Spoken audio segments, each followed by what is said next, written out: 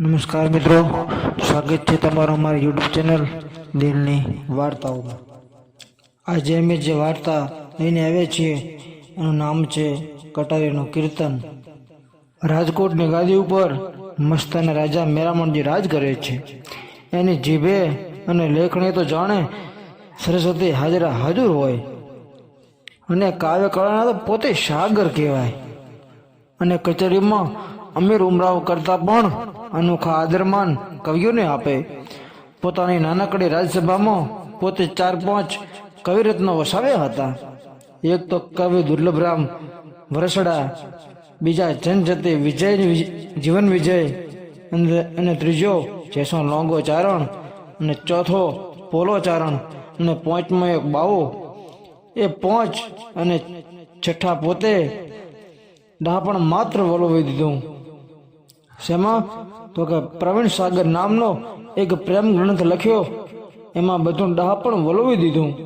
શું કવિતા, શું વ્રજ ભાષાનો મરોડ, શિવ વિવિધ પાતની વિદ્યા, અને શિવ વિજોગી નાયક નાયિકાના હૈયા વિંદણ વાણી। પ્રવીણ સાગર રચીને તો કવિઓ જાણે હાથ જ ધોઈ નાખ્યા છે। એક દિવસ રાજકોટને પાદર આજીને કોઠે એક બાવો આવ્યો। ધૂણી ચેતાવી ધીરે ધીરે માણસોનો ઘેરો થવા માંડ્યો। ગંજેડી ભંગડીઓના ગોંજા ભાંગ પીવા ટોળે ટોળા આવવા માંડ્યા। રાખમાં રૂપિયા દાટીને બાવો ચમત્કારના નામે ચપટી મોઢે રૂપિયા કાઢવા લાગ્યો। નગરની ભોળી તેમજ નટખટ નારીઓ દોરા ધાગા કરાવતી થઈ। એક દિવસ એ બાવાએ રાજની 2 વડારણોને શીખવ્યું, તમારા પઠાણની જમાદારની વહુ અને મેરામણજી ઠાકોરને હીણો વ્યવહાર છે, એવી વાત ફેલાવો તો તમને ન્યાય કરી આપું।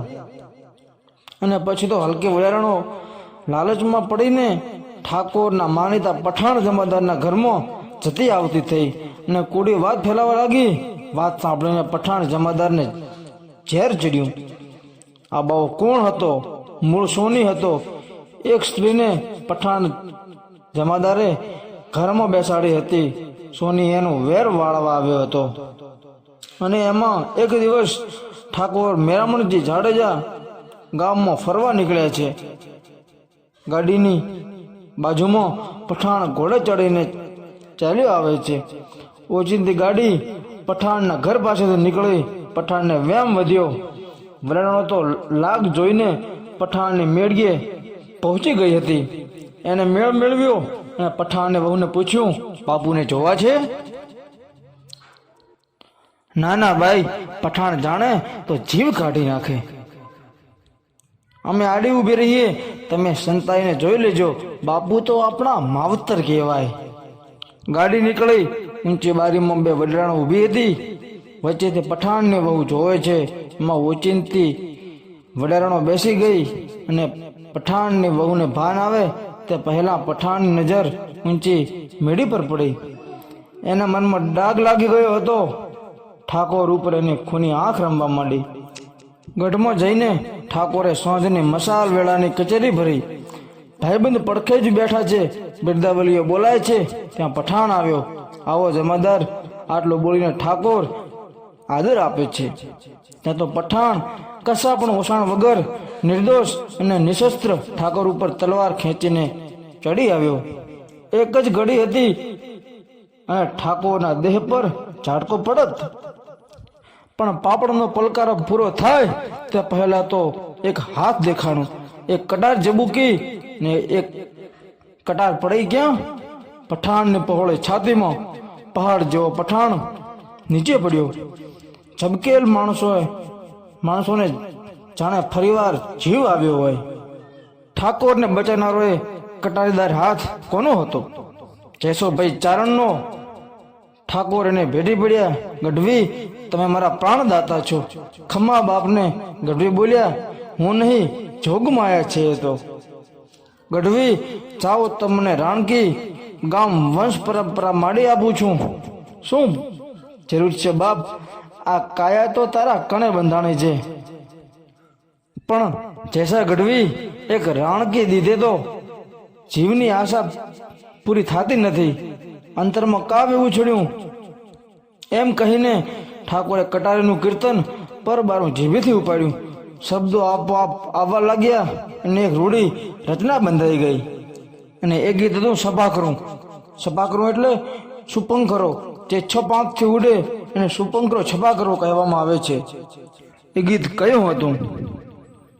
ભલે વેંડારે કટારે લંગા એતાદી કળાક ભાણ હંભારી કચારી માય હોવે તે સંગ્રામ હેમ જરે નિસરે વનારી સત્ર વાકા હૈયા અજબીય માગ તારી દોધારી નામ પર ડિયા ડિયા કરાગી જમદડી કટ ભાર રસોડી સાત્રવા હૈયે રાખવા ધરમ બંબોળે રે તમા થકી કંકોળેસી કટી બાર હોળે રમી બાદશાહની નિસરી હોરમ અહાડી બીજલી જાણે ઉતરી છે યાણી બેરે મારે હીરા કડી જડી નખારે સમ્રાટ માળી હો મૃગનાણી બેઠી છત્રસાળી માય હેમ રે જાળીએ કરી સહજાદી યાદ કરી વાત આખા યાદ અણી બાત નથી કણી જળે જળે યામતારી જોવે જાગ જાગ છત્ર વાકા હૈયે બીચ હોહરી કરી દે જૈસા ઈસરી નિસરી કે તીસરી સી આંખ. આ કીર્તન ઠાકોર મેરામણજી ઠાકોરે પરબારું પોતાની જીભેથી ઉપાડ્યું અને શબ્દો આપોઆપ આવવા લાગ્યા અને એક આવું મસ્ત કાવ્ય બની ગયું, સભાકરું બની ગયું. એનો અર્થ જોઈએ તો પહેલી કડી ભલે વેંડારી કટારી લાંગા એતાદી કળાક ભાણ હંભારી કચારી માય હોવે તે સંગ્રામ હેમ જરી નિસરી વનારી સત્ર વાકા હૈયા અજબીય માગ થારી દોધારી નામ. એટલે કે યુદ્ધકાળમાં અતિ સામર્થ લોગા આટલા દિવસ તે કમરમાં કટાર બાંધી એ આજે સાર્થક થયું. આજ બરાબર સંગ્રામ વખતે એને તે ઠીક યાદ કરી. શત્રુનું હૃદય ચીરીને સોસરી બહાર નીકળીને તારી અજબ સૂરને જડિત બે ધારી કટાર કેમ જાણે પોતાના પરાક્રમનું ઇનામ માગતી હોય એવો દેખાવ થયો. અને આમાં બીજી કડી હતી પઢી અઢી આંકર રાગ જમદડી કટ્ટા ભારત રસોડી સાત્રવા હાજે રાખવા ધરમ બંબોળી રે તમા થકી કંકાળો છે કટ્ટી બાર હોળે રમી બાદશાહની નિસરી હોરમ. એટલે કે તારી કટારી કેવી જાણે 18 અક્ષરનો મરણ મંત્ર, જાણે જમની દાઢ. તારો સ્વામી ધર્મ સાચવવા તે શત્રુની છાતીમાં પહોંચીને આર પાર કાઢી અને પછી જ્યારે લાલ લોહીથી તરબોળ બનાવીને તે પાછી બહાર કાઢી ત્યારે કેવી દેખાતી હતી, જાણે હોળી રમીને લાલ રંગમાં તળબોળ બનેલી બાદશાહની કોઈ હુરમ કળી હોય. અને ત્રીજી કડી અહાડી બેજલી જાણે ઉતરી સિયાણી બેરે મારે હીરા કડી જડી નખારે સમ્રાટ માળિયો મૃગાની બેઠી છત્રસાળી માય હેમ રે જાળીએ કરી સહજાદી યાદ. એટલે કે કેવી કટારી ઓહો જાણે અષાઢ માસની વીજળી આકાશમાં ઉતરી હોય અને લોહીમાંથી રંગાઈને જ્યારે આર પાર દેખાતી ત્યારે એવું લાગ્યું કે કેમ કોઈ જાણે મહેલને ઝરૂખે બેઠી બેઠી મૃગનયનની આંખ પોતાની હાથ સોનાના જાળિયામાંથી બહાર કાઢ્યો હોય.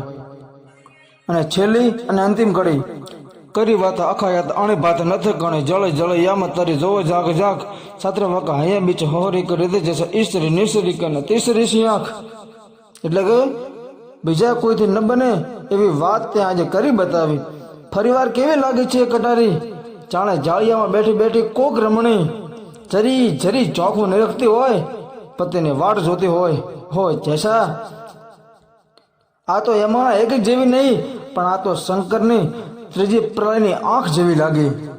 જો આ વાર્તા ગમી હોય તો લાઈક કરો, શેર કરો તમારા મિત્રને અને અમારી ચેનલને ફોલો કરવાનું ભૂલતા નહીં. આવીને આવી નવી વાર્તાઓ લઈને જરૂરથી આવતા રહીશું. નમસ્કાર, જય હિન્દ, જય ભારત, જય મોગલ.